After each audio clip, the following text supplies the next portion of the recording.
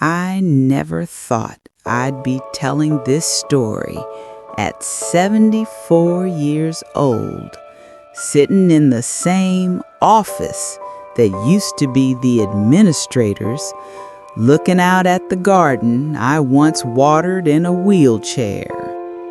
My name is Margaret Whitmore, but the staff here now call me Mrs. Whitmore, or Ma'am, or the new owner.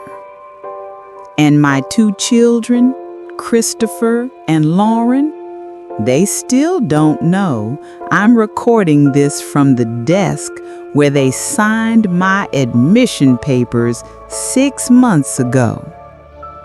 Let me take you back. My husband Richard passed suddenly in March 2023, brain aneurysm, while tying his shoes. One minute he was laughing about the coffee being too weak. The next, he was gone. We had been married 52 years. He was a quiet accountant who wore the same 3 suits for 30 years. Everyone thought we were comfortable. That's what our kids thought too. Christopher, my doctor son in California. Lauren, my real estate daughter in Dallas. Both with beautiful houses, luxury cars, private schools for my grandkids, all paid for by good old mom and dad's savings. 6 weeks after the funeral, they sat me down. "Mom, we're worried about you living alone. You're forgetting things. The house is too big. We found a lovely assisted living place, only $6,800 a month." I smiled and said, "I can afford to stay home with a helper." Christopher laughed, actually laughed. "Mom, there's nothing left. Dad's accounts are almost dry after medical bills." Lauren added softly, "We'll have to sell the house to keep you safe."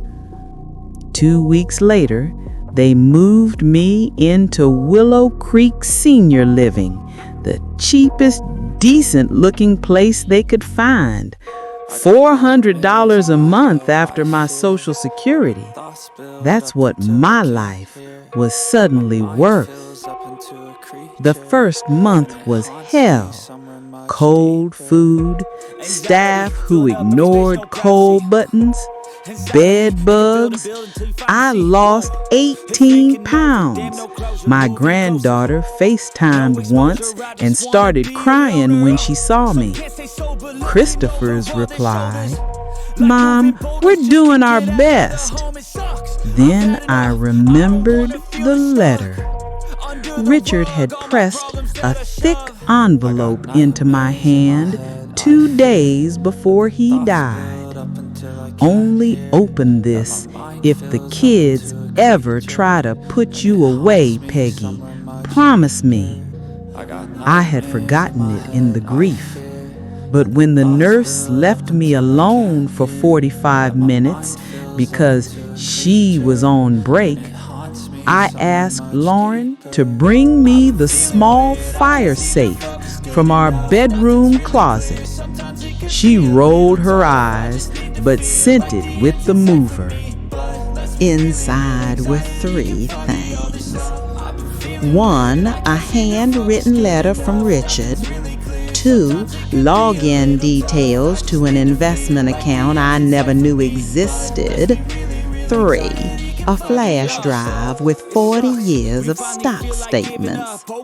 The letter said, "My love, I never wanted money to change our children, so I invested every bonus, every side consulting check quietly. If you're reading this, they've shown you who they really are. The portfolio is yours alone. Current value as of last month, $4.2 million. Spend it however you damn well please. I logged in from the nursing home computer lab. The balance made me gasp out loud. Tesla, Apple, Amazon, Nvidia. Richard had bought and never sold. I cried for the first time in weeks, not from sadness, from power. Phase 1 was silence. I let them think I was fading away. I stopped answering their Sunday calls with anything more than "I'm fine." I lost more weight on purpose. Then I called the only person Richard said I could trust, his old brokerage partner, Thomas. "Thomas, I need to buy something quietly." 3 weeks later, Willow Creek Senior Living went up for sale. The owners wanted to retire. List price, $3.8 million. I paid cash. Closed in 18 days under Whitmore Holdings, LLC. Nobody knew it was me. The day I took ownership, I walked in wearing my old mink coat Richard bought me in 1987. The receptionist did a double take. "Mrs. Whitmore, you're walking?" I smiled and said, "Take me to the administrator's office. That's my office now." I fired every staff member who had ignored me, replaced them with people who actually care, turned the worst room into a library, and then I waited. 2 months later, Christopher lost his medical practice in a malpractice settlement. Lauren's luxury listings dried up in the market crash. Both needed money, fast. I invited them to visit Mom on the same weekend. They arrived expecting the same broken woman. Instead, they found me in a tailored suit, sitting behind the big desk with their old family photo turned face down. Christopher spoke first. "Mom, what is this?" I slid the stock portfolio summary across the desk. $4.28 million as of yesterday. Lauren went white. "Dad had this?" "No," I said calmly. "Your father built this. You just never saw it because you were too busy spending money you thought was unlimited." Then I opened the drawer and took out 2 job applications. Willow Creek was hiring. Starting wage $17 an hour. Christopher laughed nervously. "Mom, stop joking." I wasn't joking. I own this place now. Every wing, every garden you complained was good enough for me.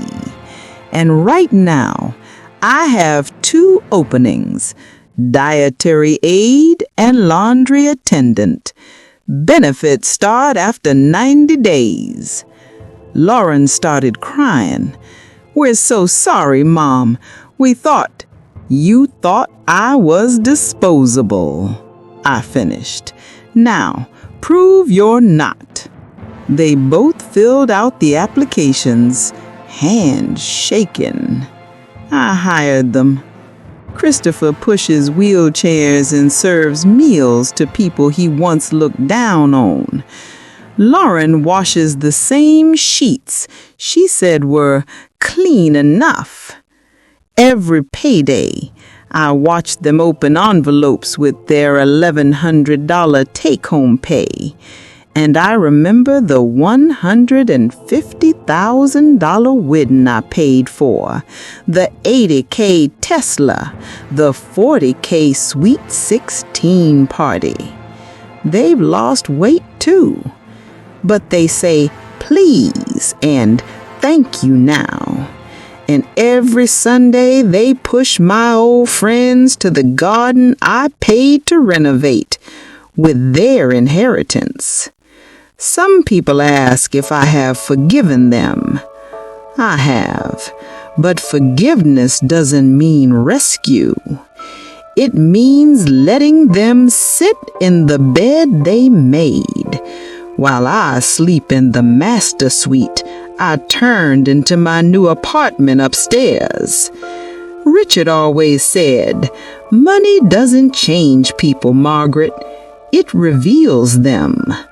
He was right, and I finally have peace in the same building where they once left me to rot.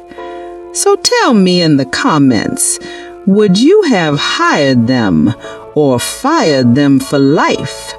This is Margaret Whitmore, former resident, current owner, and forever their mother. Like and subscribe for more stories where karma collects with interest. See you in the next one, darlings.